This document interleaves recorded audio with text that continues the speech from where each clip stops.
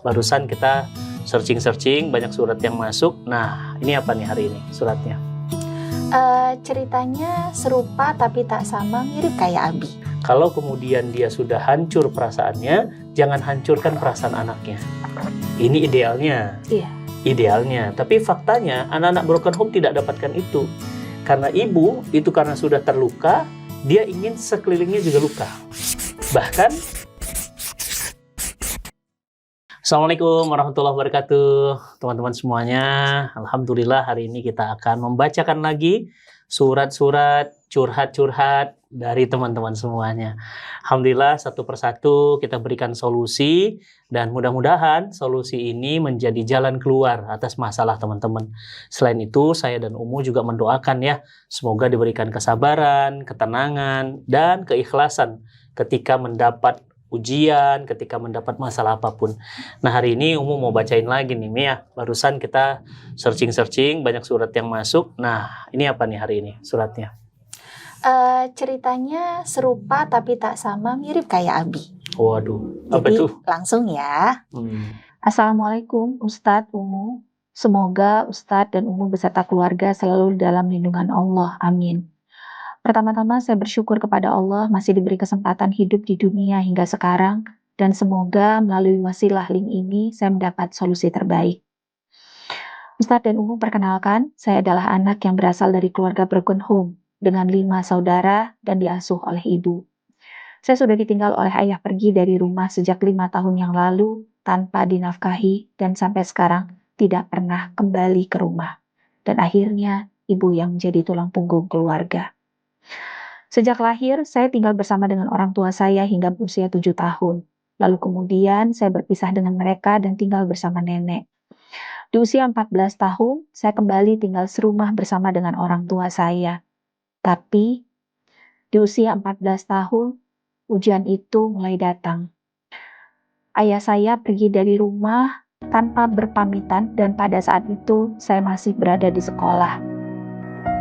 Ketika saya pulang, saya melihat rumah dalam kondisi gelap. Dan saya melihat ruang tamu tempat biasa ayah saya duduk sudah kosong dan tidak ada beliau. Waktu itu saya masih menolak di dalam diri saya bahwa ayah betul-betul pergi meninggalkan kami. Dan masih ada keyakinan beliau akan kembali lagi ke rumah. Tapi hari berganti hari, bulan berganti bulan, sampai sekarang sudah di tahun yang kelima beliau meninggalkan kami. Makin kesini, keyakinan itu semakin menghilang.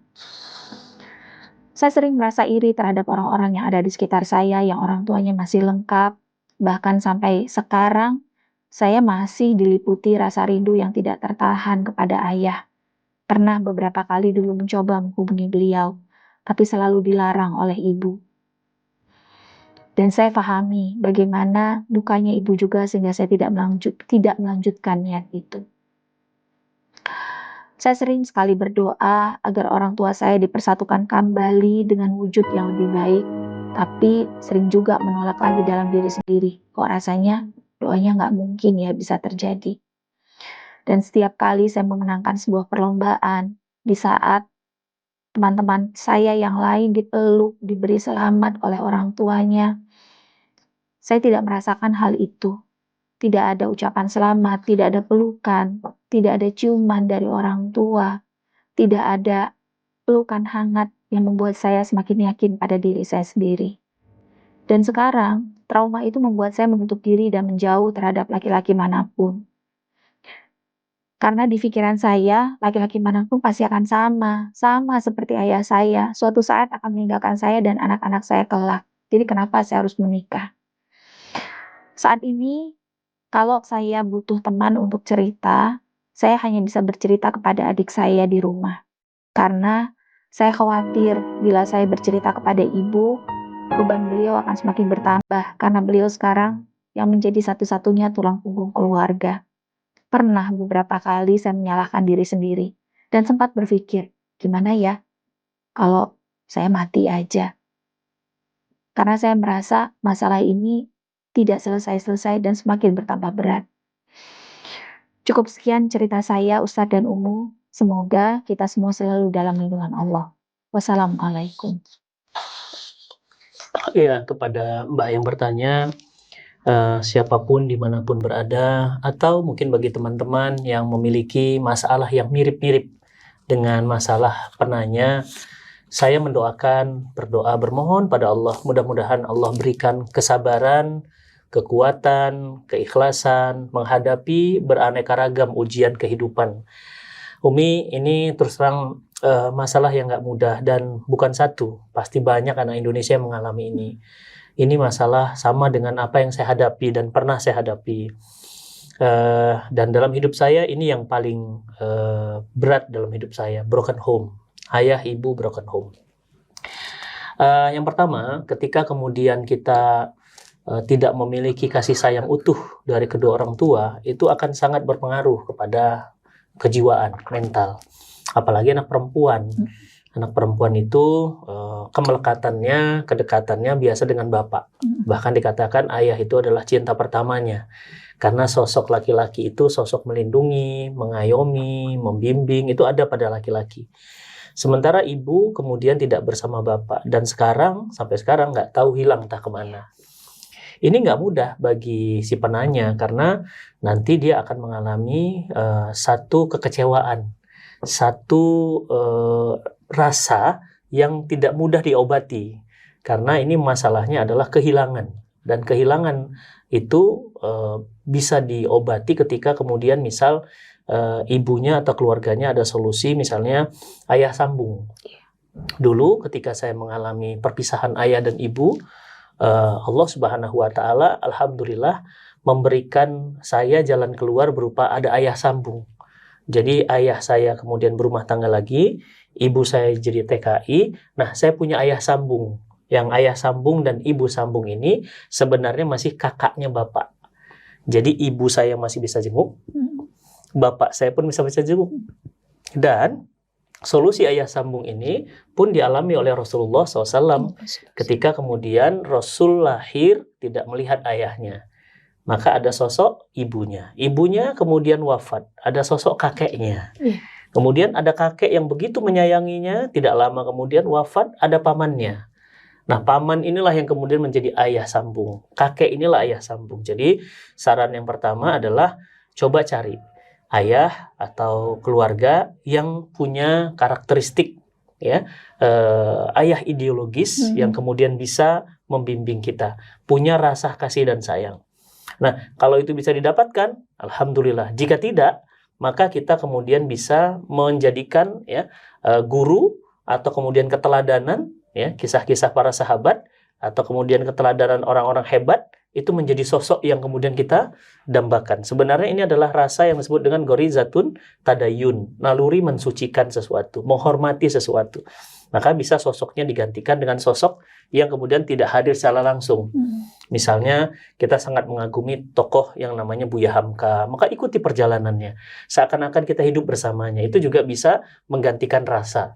Jadi kayak kebanggaan khusus bahwa saya ini adalah punya ayah dalam tanda kutip yang saya anggap walaupun mungkin sudah tiada atau sudah ada namun tidak bersama kita. Nah, setelah itu kalau kemudian tidak mendapatkan lagi, maka ibu sudah seharusnya memiliki fungsi peran yang sentral. Kalau kemudian dia sudah hancur perasaannya, jangan hancurkan perasaan anaknya. Ini idealnya. Idealnya. Tapi faktanya anak-anak broken home tidak dapatkan itu.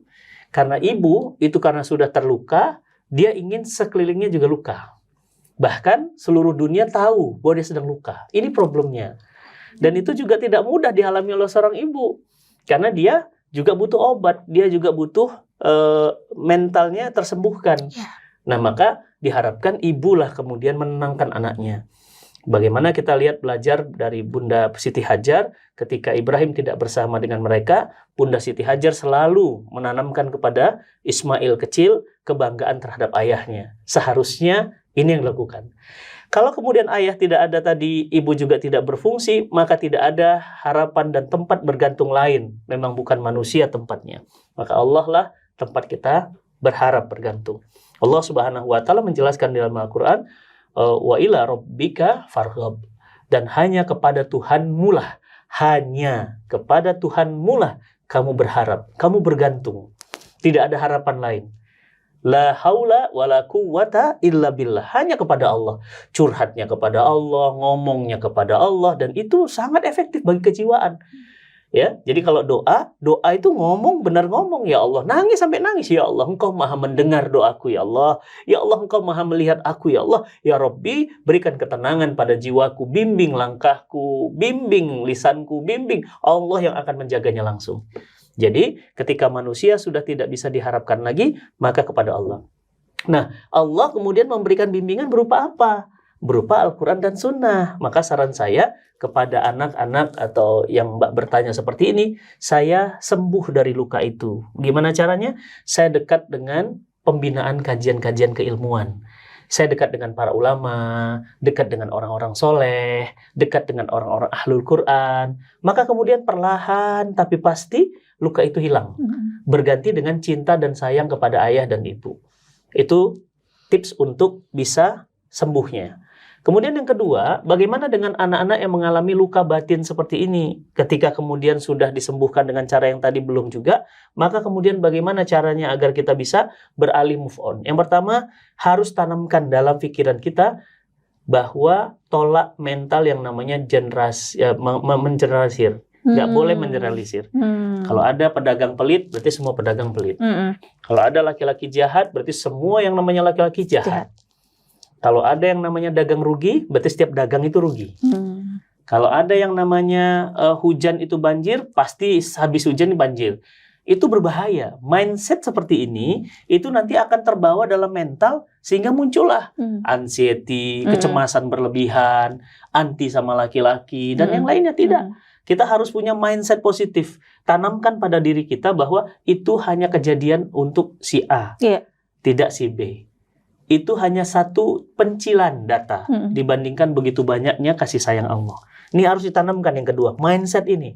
Nah, saya begitu. Karena ketika saya tidak suka ayah atau ibu, saya kemudian tidak menikah. Karena saya kembali kepada fitrah saya bahwa saya punya cinta, saya punya fitrah pingin jadi ayah, saya pingin punya keluarga, saya pingin punya belahan jiwa. Nah, itu yang ditumbuhkan terus. Dan itu akan subur ketika lingkungannya sehat. Nah, lingkungan sehat itulah yang membentuk fitrah saya muncul lagi. Sehingga saya berumah tangga sama Ummu Sajjad tidak membawa bekas luka-luka lama. Nah, jadi ini langkah kedua bagi yang bertanya dan teman-teman yang menghadapi ini semua. Jadi memang gini, Mi, ini sulit sekali dirasakan. Iya. Ya? Kecuali oleh orang yang memang ngerasakan udah pernah mengalami, ngerasain yang namanya broken home. Ya, nggak enak banget. Dan itu nggak mudah memang. Ya, teorinya gampang. Tadi semua teori yang saya katakan, tapi teori itu based on pengalaman saya. Jadi saya sembuh. Bahkan saya bukan hanya sembuh, tapi saya sekarang juga menyembuhkan. Makanya saya tuh pingin banget, ini kejadian broken home tuh banyak banget nih. Ini DM yang masuk, SMS yang masuk ngebrudul, hampir setengahnya mungkin broken home. Makanya ada rencana, Abi mau buat event offline sama Umi, dan semua publik yang mau broken jangan, yang sudah terlanjur bisa sembuh. Namanya event broken home. Insya Allah di bulan-bulan Oktober, insya Allah kita akan buat event ini. Nah, offline. Jadi kita bisa bertemu langsung, bisa bertatap rasa langsung, dan bisa sama-sama menyurahkan air mata di sana. Kenapa? Karena ternyata broken home ini, sesaknya jiwa itu kebawa sampai mati. Ya, sampai mati, beneran sampai mati. Saya itu tidak bisa menghilangkan bagaimana kejadian itu ketika mata saya ditutup, telinga saya masih dengar teriakan, pukulan, bantingan. Maaf, semoga Allah ampuni kedua orang tua kita. Masih. Tapi saya sembuh. Artinya apa? Saya bisa memaafkan, tapi saya nggak bisa melupakan. Karena nggak mungkin memori otak kita itu akan mengingat dua hal. Perkara yang sangat menyakitkan atau paling menyenangkan. Sesuatu yang nyenangin banget, saya pasti ingat. Ummu Sajjad nerima lamaran saya ingat. Kapan? Ummu Sajjad kemudian ngasih saya hadiah, saya ingat. Akad nikah. Cuma tanggalnya lupa. Nggak apa-apa, udah biasa. Jadi semua saya yang indah-indah saya ingat. Kelahiran anak pertama saya, kelahiran anak kedua. Pokoknya dalam hidup kita itu yang indah-indah, itu otak kita langsung ingat. Atau yang sakit banget. Ya, contoh ketika saya harus memilih, bapak saya bilang pilih bapak atau ibu. Oh, itu sakit banget, saya masih ingat. Saya datang ke bapak, ibu saya pergi. Saya datang ke ibu, bapak saya pergi. Saya masih ingat. Nah, dua perkara ini nggak akan bisa dilupakan karena memori otak kita itu memang alamiahnya begitu. Tapi kita bisa memaafkan. Makanya di dalam Quran yang dianjurkan wal afina anin nas. Memaafkan manusia, bukan melupakan. Karena melupakan itu sulit melupakan. Ya kan? Saya masih ingat, ya, saya berantem masih kecil sama teman saya masih ingat. Saya masih ingat ada yang ngejar waktu itu saya gara-gara saya nangkap ayam kampungnya, kemudian ayamnya saya adu, ketahuan sama yang punya. Saya masih ingat tuh ada orang ngejar bawa goloknya. Saya masih ingat. Aduh, kamu nakal ya untuk kecil. Saya masih ingat. Jadi semua kejadian-kejadian di masa kecil semua tercapture indah dalam otak saya nih. Masih Itu ingat. indah. Indah semuanya. Semua indah. Semua masih ingat. Ingat banget, fresh bahkan. Ya, fresh banget. Itulah memori. Iya. Tapi Allah nggak suruh kita melupakan karena memang nggak bisa lupa. Iya. Tapi Allah suruh kita wal afina anin nas. Apa itu? Memaafkan. Ya, bukan melupakan, memaafkan. Maafkan mereka. Nah, bagaimana cara menerima pemaafan itu? Yang pertama, terima dulu keadaan kita. Iya ya, aku anak broken home. Itu aja dulu. Ya, jadi buat Mbak dan teman-teman semuanya, iya ya, saya anak broken home. Saya akui itu. Yang kedua, terus saya ngerti bahwa oh saya anak broken home, oh saya nggak punya harapan lagi. Berarti saya hanya dua pilihannya. Saya memilih jalan kehancuran atau justru membahagiakan. Dan saya karena sudah sehat dengan lingkungan tadi, saya memilih ingin menjadi bagian dari orang tua saya. Dan alhamdulillah hari ini saya tuh ngerasa saya bersyukur dengan broken home. Malah dalam tanda kutip ya bersyukur. Wow, Bersyukur. aneh tuh. Karena dengan broken home itulah jadilah saya hari ini. Andai saja mungkin waktu itu Allah nggak ciptakan broken home di masa lalu saya, mungkin saya nggak jadi hari ini. Mental Abi nggak akan sekuat ini. Kuat mentalnya. Jadi menghadapi masalah orang mentalnya kuat. Menghadapi masalah apapun sekarang kuat mentalnya. Kenapa? Karena sejak kecil sudah dilatih mental keras masalah menghadapi masalah.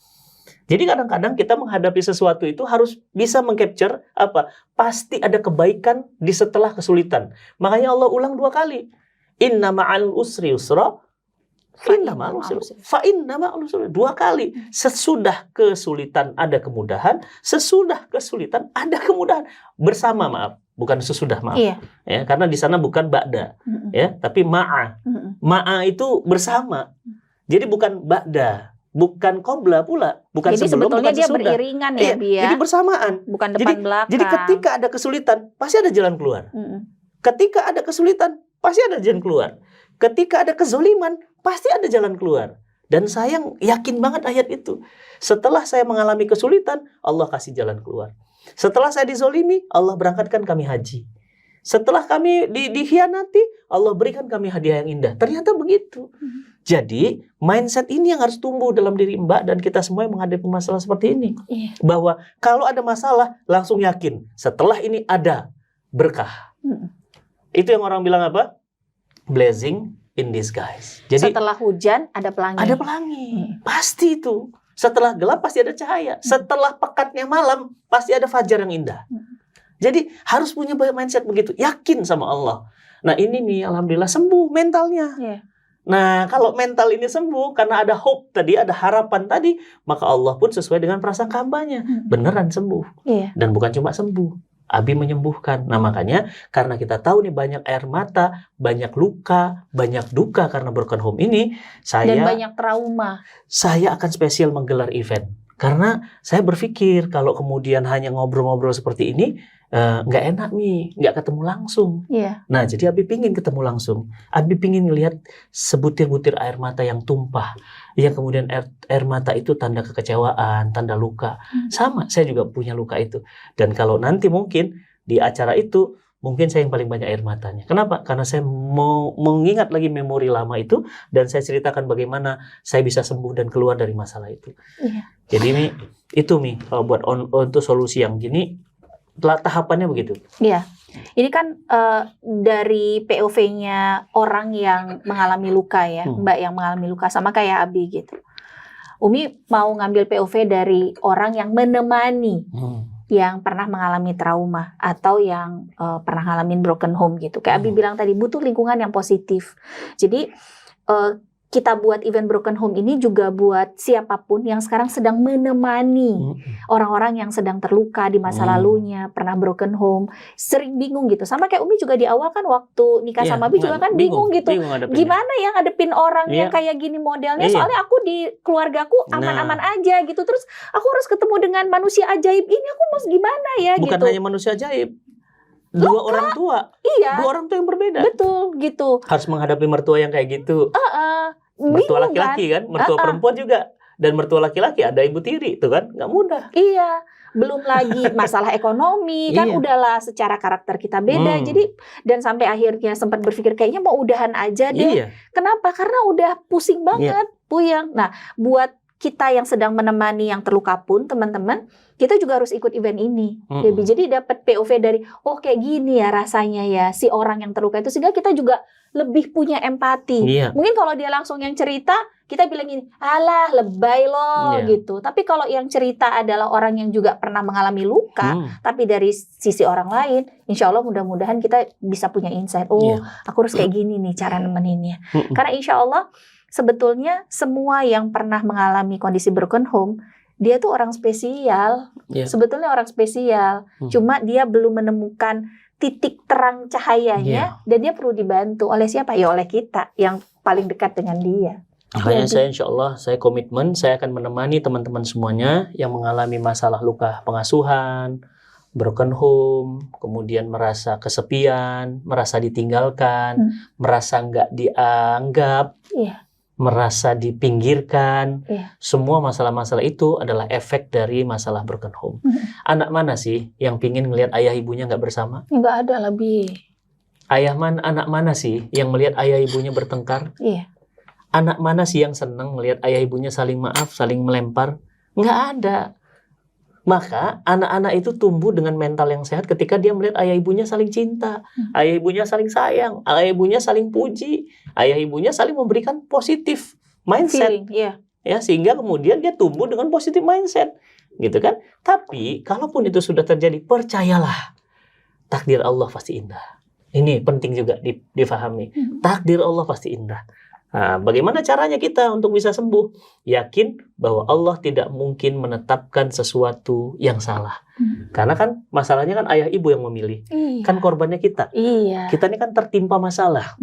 Di luar kuasa kita kalau bahasanya. Nah, dia bagaimana? Segala sesuatu yang di luar kuasa kita pasti baik. Pasti baik. Wallahu ya'lam wa antum la ta'lam, kata Quran surah Al-Baqarah 216. Allah Maha tahu dan kamu tuh nggak ngerti apapun. Jangan sok tahu.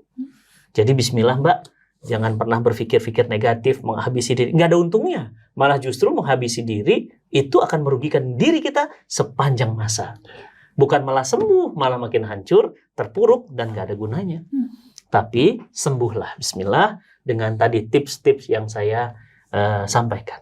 Buat teman-teman semuanya, ini bisa diklik tombol share, dibagi-bagikan, karena saya yakin banyak teman, sahabat, kerabat yang mengalami hal yang sama yang seperti saya alami. Luka pengasuhan dalam tanda kutip, atau kemudian anak-anak korban broken home. Mudah-mudahan ini terakhir saja, tidak ada lagi anak-anak seperti ini harapannya. Tapi makin kesini kehidupan semakin mengerikan, tentu akan makin banyak lagi problem yang menghempas kita, sehingga kita harus kuat menghadapi itu semua, insya Allah. Dan untuk bisa menguatkan orang lain.